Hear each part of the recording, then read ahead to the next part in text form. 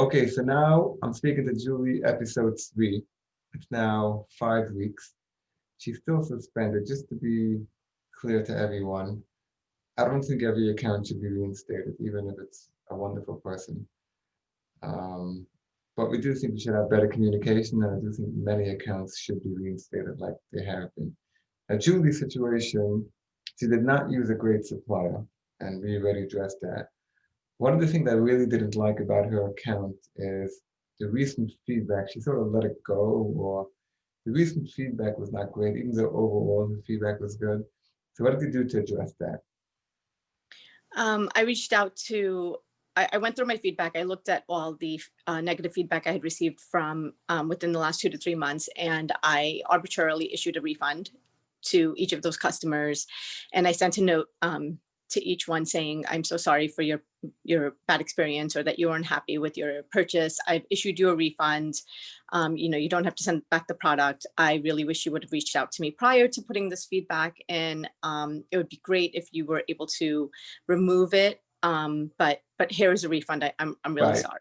right. So just to be clear, you don't want to make it conditional. So you can give a refund and then sort of like afterwards ask about the feedback. But regardless, your feedback is now where it should be. It's a massive improvement. And now if I'm Amazon and I look at it, that's not going to be a hindrance.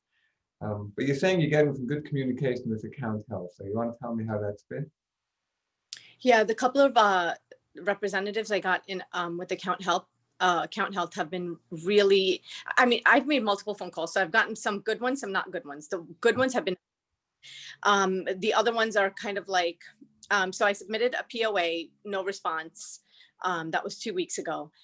And then I called last week, and there was one day where I called and they were like, yep, you got to just wait. They're reviewing it. It's, kind of like brush off. I got a couple of the brush offs, and then I got this really nice lady, and she looked at it. She put me on hold. She reviewed everything. And then she came back and she said, I don't like the way you formatted it. You did a little intro before you started with the root cause. And the root cause should be the very first thing that pops up, nothing before that. So, kind of reverse your intro and put it as your ending, and just make sure it starts with the root cause as the first thing that pops up. Bullet them. She kind of just told me a couple of little things to do. She stayed on the phone while I did it because she wanted to make sure I did it the way she suggested to me. And then once I submitted it, she wanted to make sure she forwarded it on. And then she also told me, don't wait a week, don't wait a couple of weeks. Make sure you call back in a couple of days and make sure it actually has been forwarded on to the right department. So she kind of just went through every step with me. She was really Right. It's interesting because they used to tell us a while ago, to give some kind of intro. But I did notice even on the emails lately, they've been saying just start with the root cause and get straight to it. yeah. So it's kind of like, like sometimes you have an account with 25 employees and they did nothing wrong. So yeah, you don't want to jump into the root cause because there is no root cause. Right. So I guess it sort of like depends. But in your share, in your you agree you are not perfect, correct? Of course, yes. Right. But you want to be perfect, right? Right.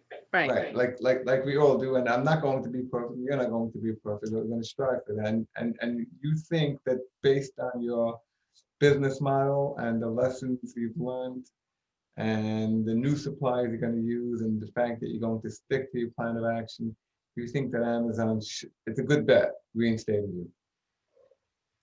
That they should, or that they will? That they should. That they should, yes. And do you think they would? I you know what? I have no idea. I have no idea. Yeah, I'm optimistic. I guess I'm an optimist, but I'm very Yeah. optimistic that you're going to be reinstated. I like the fact that they're still talking to you. So right now, well, how many hours has it been since the last POA? It has been about 24 hours. Okay, so you still, I guess there's no really point in calling yet.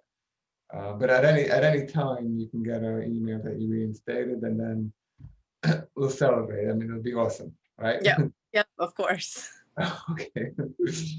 Okay, so I just wanted to give everyone an update that it's been around 2 weeks since the last update, and we've submitted the POA. Nothing really happened. We called up account health a couple times. They have been helpful. We took care of some of the feedback. We reformatted like the woman on the phone said, and now we're waiting and we're just hoping for the best, correct? Yes, exactly. Okay, so hopefully the next time on, we're gonna be like, woohoo, reinstated. Oh. Okay, all right, All right, thank you. thanks.